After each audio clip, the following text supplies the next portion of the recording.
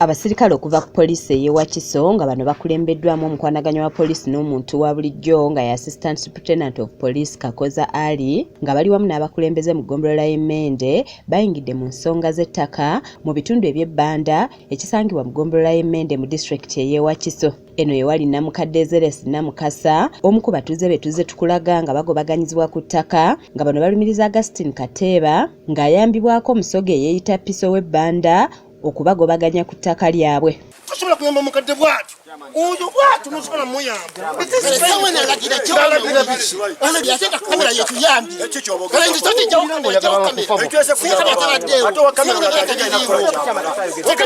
yambi nga bano basaanyizaawo n'emmere yaabwe. Bino byonna okukolebwa abatuuze basoose kubasibira mu mayumba gaabwe olwo bakifeesi ne bagumba ku nzigi nga tebakkiriza muntu n'omu afuluma olwo ebintu byabwe byonna ne bisendebwa awatali akuba ku mukono. Namukadde Zeresi Namukasa ng'ayolekera okuwera emyaka 10 kw'ossa ne batoobe bagamba nti bolekedde okufuuka emmomboze kuba ku ttaka kwe bagobaganyizibwa kwe bazaaliddwa era kwe bakulidde.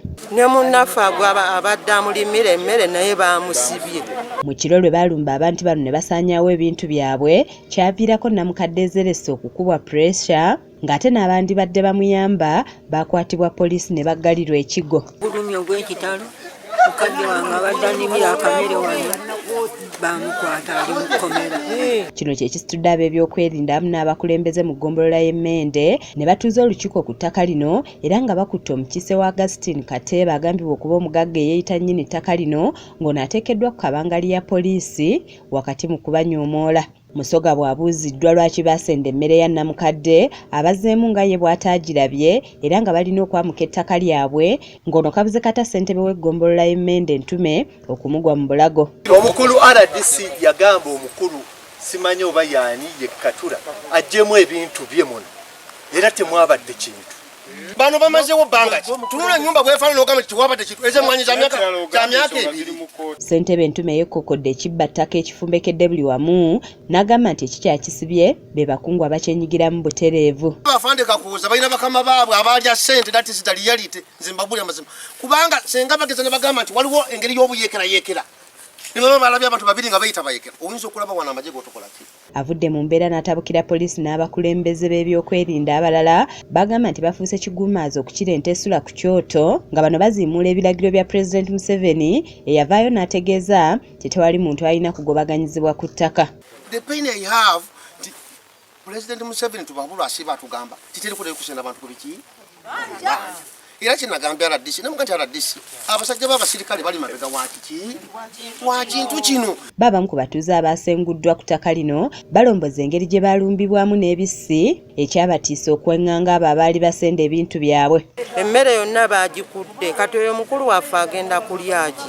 Okufa pulesi eyinza okulinnya ne baweza muzeeyi yafudde nga naye kimuse kiri wano. Afande Kakoza wamu n'ab'ebyokwerinda okuva mu kitongole kya poliisi ekivunaanyizibwa ku by'ettaka bagumizza Namukadde ono nti baakumuyamba afune obwenkanya. Kyo kibasuubira emina okufuna obuki investigation zigenda kugenda mu maaso. Sigenda kulwawo nnyo nga twogera bigambo bingi kubanga tuli mu bulumi ssaawa zino wabula ekyetaagisa kati action. Teeba Musoga b'empulya ne bani abalala batera okuba nga bakoledde mabega wa Kateeba tebasobola kujja wano kukuula mmere nga yagala ettaka takoze eki nga tabagambe nga takitegedde so ekyo tugenda kikolako.